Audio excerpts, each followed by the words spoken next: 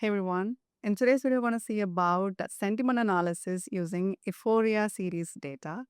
I'm a huge fan of Euphoria and it got over this Monday.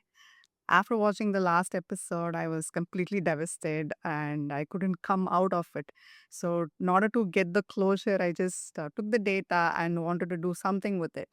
So, let's see how confusing Euphoria series data and previously we used to do these kind of sentiment analysis using data like Harry Potter and all, but it is usual and we know we can just predict the emotions from the episode. From part 1 till part 7, we can just see the fluctuations in the emotion, like from happy to sad. But euphoria is not something like that. It is mixed emotions and you see everything in it. So let's get started. So I just made in the theme of Euphoria. I just loved this entire UI, the entire process of making this UI.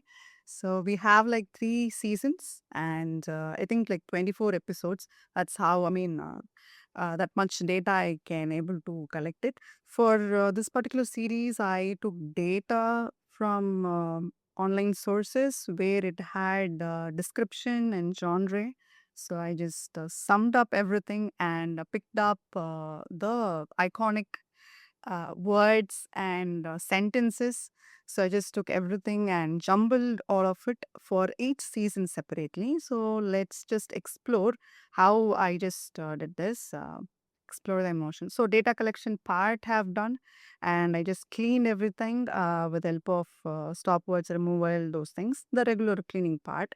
So in the text processing, pre-processing that you see the tokenizers and sentence conversion, word tokenizing, any those things. I just did everything, what all possible things that I can with the help of NLTK.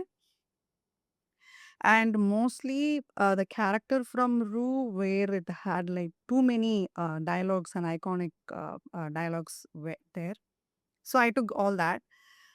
And yeah, so we just saw some of the words from it, removed the stop words and how to say like greetings, those things.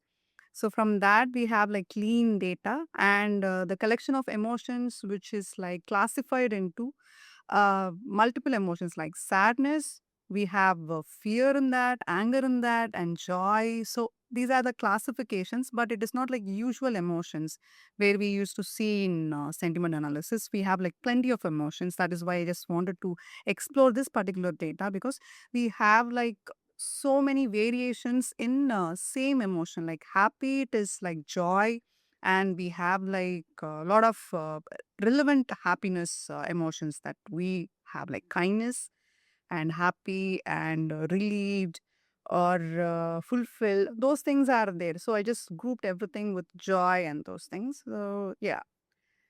So after that, I just scored or marked each emotions with a sentence. Like group of words which more obtained in particular episode.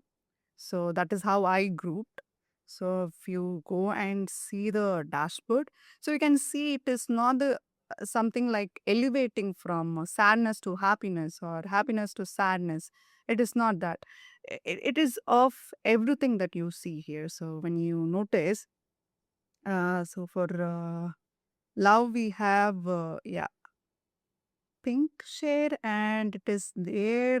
It got elevated in episode 3 and it got even more elevated in episode 5 and somewhere just dropped in episode 7 and in episode 8 was like steady. So it was that of everything and you can't just conclude with this is what this is. And in every season we have so many different genre came in. And at one point I thought it is going to be something like a super thriller that we'll be like scared to watch, but it was not. And it became very emotional at one point. And in season 3, it was all about complete sadness. In one hand, if you pick Maddie character, at one point I thought that she's going to die, but she didn't, and she escaped the complete loop. So it was that in season two, okay, but in season three, it was like throughout. It started with so much sadness and created little hope in between. If you see, yeah, I had hope from the beginning in season three that they'll go with some flow. But yeah, if it depends on the character that you picked. If you picked Rue, that's all. There is no hope. There's nothing in it, and it is completely sadness throughout. I don't know how to put that thing. So it is that. Okay. Yeah. So hope and sadness, if you see. Oh, sorry. I was sadness. Yes. It was complete sadness from the beginning and till the end. It was on top. And if you take hope, it was there. It was there. It depends on the character that you pick. I already said, right? It depends on that. So, yeah. And if you explore some of the, wide range of seeing this emotion part, we have tension, joy, and fear, hope, despair. Desperation is something, it is for certain characters, for money or for the fame or to escape from the loop or to from the gangster. So it is because of that.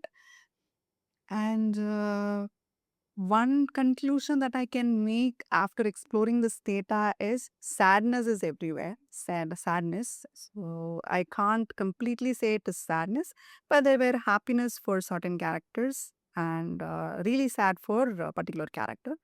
So it is of everything. So, but what I just got to know after exploring this entire thing is majority of the episode that got concluded with sadness in episode, I mean season three. If we go with season one, it is more of everything, but we have tension. Majorly, it happened like majorly we had tension in like few of the episodes. When you see the season two, they actually created like so much hope in season two. So we waited for season three entirely, and at last they just ruined everything. And yeah, we have tension, tension, tension. That is what, like, I completely believe that it is going to be a gangster full of story and it is going to be a super thriller, but it is not. And yeah, if you didn't watch Euphoria, it is not for everyone, and it has like a lot of adult content, yes, but it is nice to watch certain things like for fashion or for understanding what is happiness. For that you can watch. There are people who are suffering with so much than what we think, so we can see all that. Yeah. So yes. So metrics I use here is about assigning score for every word, and after grouping each and every split tokens, I can just sum up with a the classified thing. Like for fear, I have like certain words. That is how I just calculated the emotions. So a group of words which is pointing towards, or the weight assigned to it points toward a particular class like fear, it is of that. The score will be like added. It is like a count of every word for fear. After that, we have the sum of it, and that is how it is done.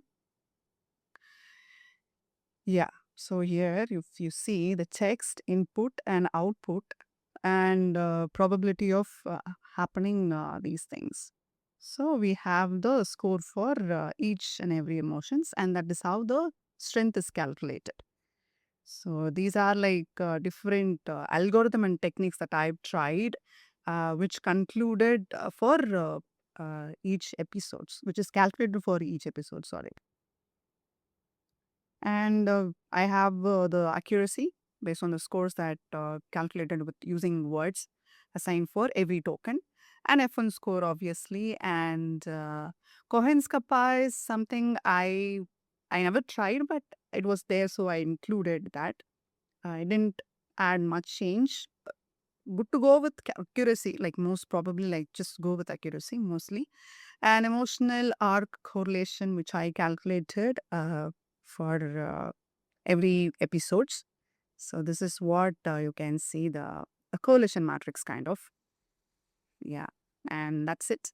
So matrix, I mean metrics and algorithms that I've tried, because it is not like regular algorithm that we train with. It is about tokenized word, and you need to assign weights for each emotions, and you need to group with each class.